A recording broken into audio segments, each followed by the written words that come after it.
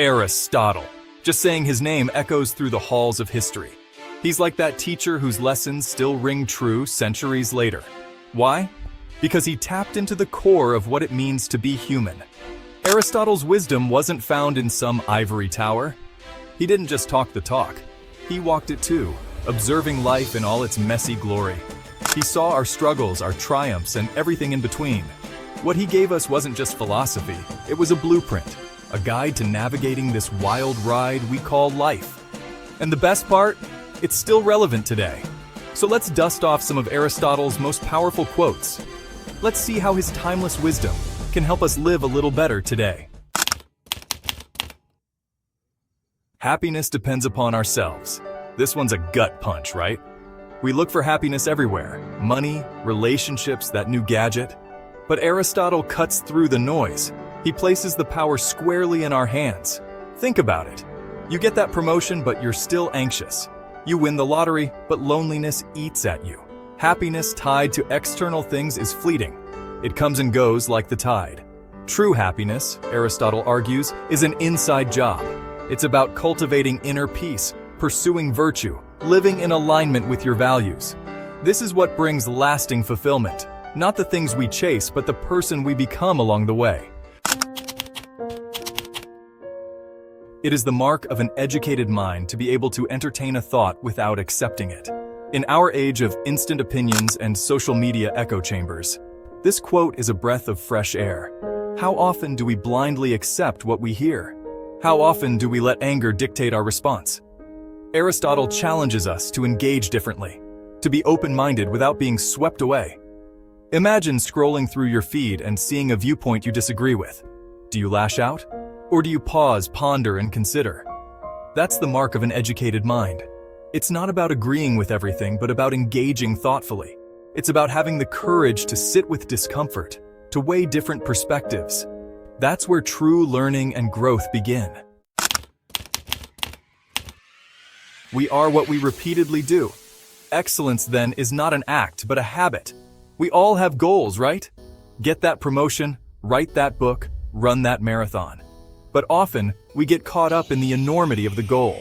We forget that success isn't a giant leap, but a series of small steps. Aristotle reminds us that our daily actions shape our destiny. Want to be a writer? Write every day, even if it's just for 15 minutes. Want to eat healthier? Make one small change at a time. It's about consistency, baby steps, building those habits. It's about showing up even when you don't feel like it. That's how you build the life you want, one brick at a time. Anybody can become angry. That is easy. It's a natural human response, an instinct that arises when we feel wronged, threatened, or frustrated. Anger can surge through us in an instant, often without warning, and it can be a powerful force. But to be angry with the right person and to the right degree and at the right time and for the right purpose and in the right way, that is not within everybody's power and is not easy. It requires a level of self-awareness and control that many of us struggle to achieve. It demands that we pause, reflect, and consider the consequences of our actions before we let our anger take over. Anger is a powerful emotion. It can be a catalyst for change, driving us to stand up for ourselves and others, to fight against injustice, and to push for what we believe is right. But it can also be a destructive force, tearing apart relationships, causing harm, and leaving us with deep regrets. It can fuel revolutions or destroy lives. Aristotle knew this. He understood that anger, when channeled correctly, can be a force for good. But he also knew that unchecked anger can lead to chaos and destruction. It's a double-edged sword that must be wielded with care. He wasn't saying anger is bad. In fact, anger can be a healthy and necessary emotion. It can alert us to problems that need to be addressed and motivate us to take action. But it's how we handle our anger that makes all the difference. He was saying unchecked anger is dangerous. Think about it. How many times have we seen situations escalate because someone couldn't control their anger? How many times have we said or done things in the heat of the moment that we later regretted? Road rage, online arguments, that outburst at your partner. These are all examples of how anger can spiral out of control and lead to negative outcomes. When we let our anger dictate our actions, we often end up making things worse, not better. How often does anger make things worse? How often do we find ourselves in situations where our anger has caused more harm than good? It's a sobering thought, but one that we must confront if we are to learn how to manage our emotions effectively. How often do we regret our words later? How many times have we wished we could take back something we said in anger? These moments of regret are a reminder that we need to be more mindful of how we express our anger. Aristotle's challenge is to master our anger, not let it master us.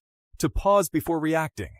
To take a deep breath and consider the impact of our words and actions. It's about finding that balance between expressing our emotions and maintaining control. To ask ourselves, is this anger justified? Is it proportionate to the situation? Are we directing it at the right person? These are important questions that can help us navigate our emotions and respond in a more measured way. Is this the right time and place to express it? Timing is crucial when it comes to anger. Sometimes, it's better to wait until we've had a chance to cool down and think things through before we address the issue. Is there a more constructive way? That's true strength.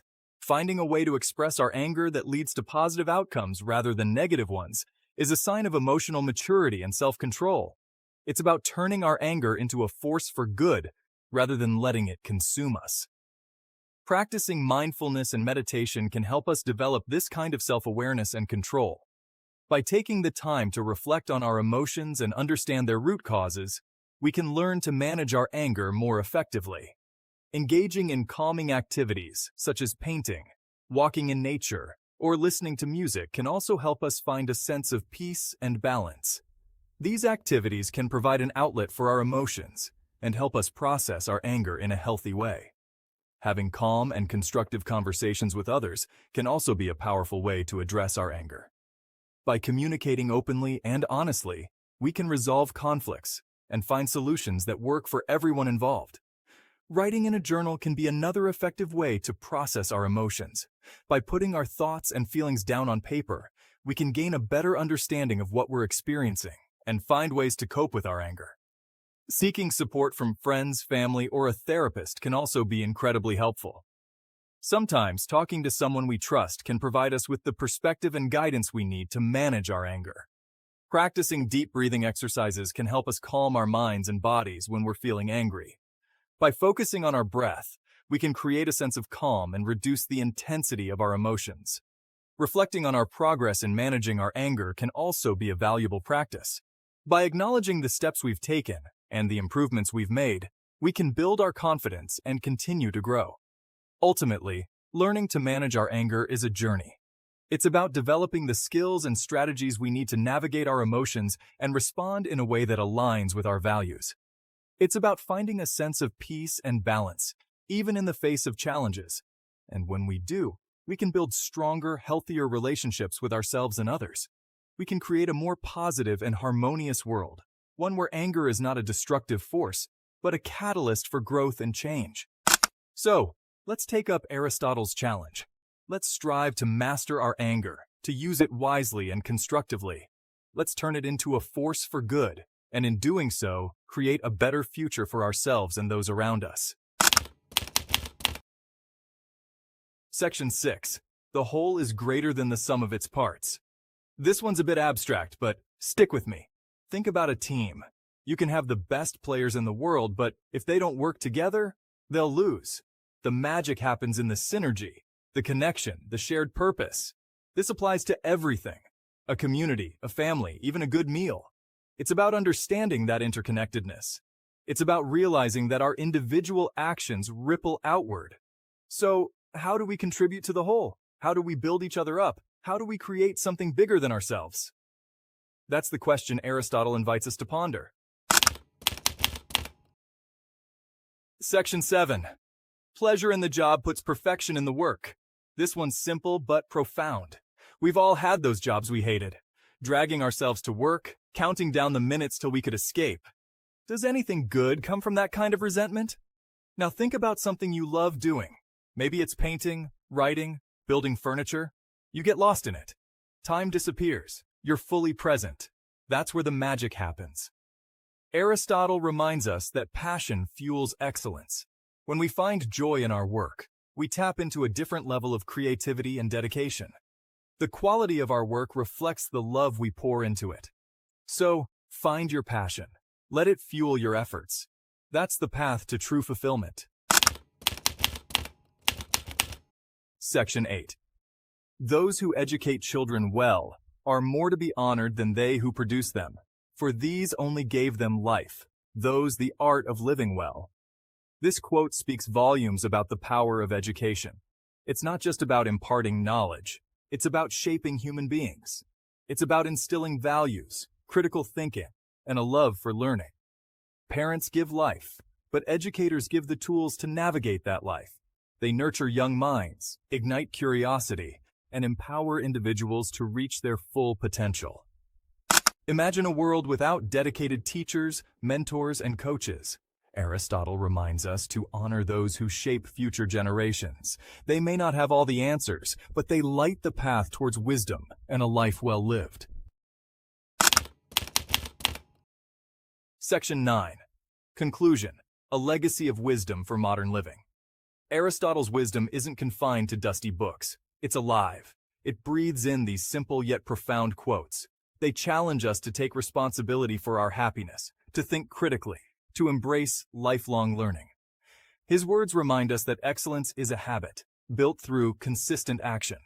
They urge us to tame our anger, to find joy in our work, and to recognize the interconnectedness of all things. In a world that often feels chaotic and uncertain, Aristotle's teachings offer a beacon of light. They remind us of the timeless truths that underpin a meaningful life.